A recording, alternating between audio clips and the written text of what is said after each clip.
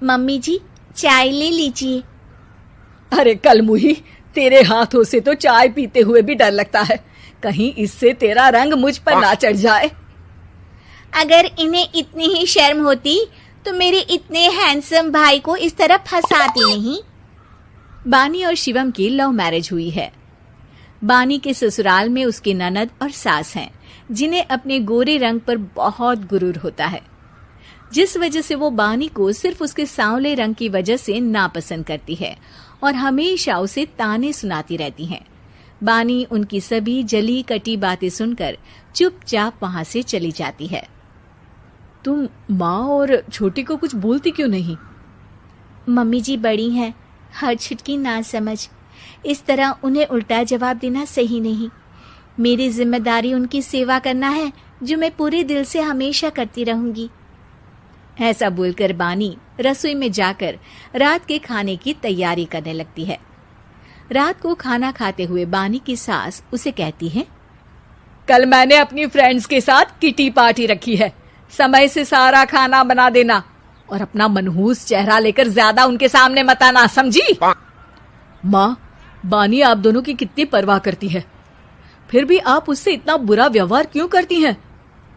अरे एक तो लव मैरिज करके इस कलमुही को हमारे सर पर लाकर बिठा दिया और अब हम इसे कुछ बोल भी नहीं सकते क्या?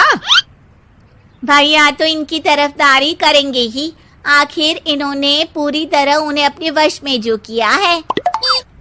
जिसे जो करना है करे, बस कल मेरा सारा काम समय पर हो जाना चाहिए। इस पर सब खाना खाकर सोने चले जाते हैं और अगले दिन बानी जल्दी उठकर सास की किटी पार्टी के लिए तैयारियां शुरू कर देती है, जिस पर पार्टी शुरू होने के बाद सास की सहेलियां कहती हैं, अरे वाह री, तेरी बहू ने तो बड़े स्वादिष्ट समोसे बनाए हैं। हाँ भाई, रंग कैसा भी हो, खाना बनाने में बिल्कुल अन्नपूर्णा है। अरे इसकी भी क्या बात करनी, मेरी बेटी से मिलो, इसकी सुंदरता के आगे तो उर्वशी रंभा भी फेल है। उर्वशी रंभा को तो फेल कर देगी, पर क्या अन्नपूर्णा बन पाएगी? अरे इसे काम करने की क्या जरूरत, उसके लिए बानी है तो, और मैं तो इसकी शादी भी किसी नौकर चाकर वाले घर में ही करूंगी। बानी वापस रसोई में चली जाती है और किटी पार्टी चलती रहती है। उसी रात को बानी की सास गुस्से में चिल्लाते हुए अपने कमरे से बाहर निकल कर आती है। हाय रे, चोरी हो गई, मेरे पैसे, पक्का पक्का इस कलमुही की वजह से हुआ है ये सब। अरे क्या हुआ माँ, कौन सा आसमान टूट गया? अरे आसमान तो उसी दिन टूट गया था जब तू इस कलमुही से शादी करके इसे घर में ले आया था। खुद तो आई ही, अपने साथ साथ मनहूसियत का काला साया भी मेरे घर ले आई। अरे हुआ क्या माँ? अरे मेरी तिजोरी में रखे पैसे कहीं गायब हो गए, सुबह ही देखा, अरे यहीं रखे थे। क्या आप मुझ पर चोरी का इल्जाम लगा रही हैं? अरे काली बिल्ली पर भी क्या कोई मनहूसियत का इल्जाम लगाता है? ऐसा बोलकर बानी की सास वहां से चली जाती है, जिसके बाद शिवम और बानी बात करने लगते हैं। देखो, मम्मी की बात का बुरा मत मानना, वो बस परेशान है ना, इसलिए कुछ भी बोल गई। वो परेशान नहीं, मुझसे नफरत की वजह से ऐसा बोलकर गई हैं। उन्हें मैं हमेशा एक आंख नहीं सुहाती। देखो बानी, अगर तुम चाहो तो हम दूसरा घर लेकर वहां शिफ्ट कर सकते हैं। आखिर तुमसे प्यार करके तुम्हें अपनी जिम्मेदारी पर इस घर में लेकर आया हूं, इस तरह टॉर्चर नहीं होने दे सकता।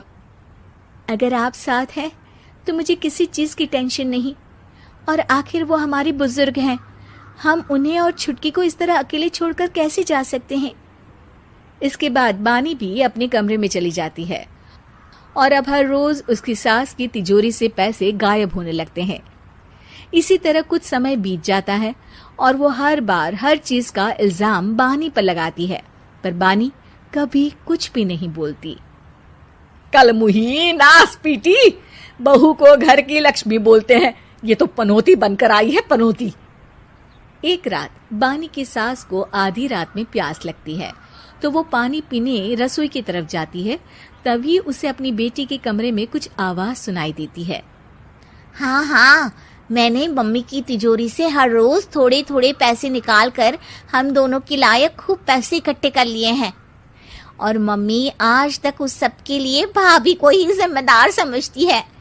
तुम बस जल्दी से आकर मुझे यहाँ से ले जाओ और हम कहीं दूर जाकर शादी कर लेंगे। मम्मी को कुछ पता नहीं चलेगा, सब मुसीबत खत्म।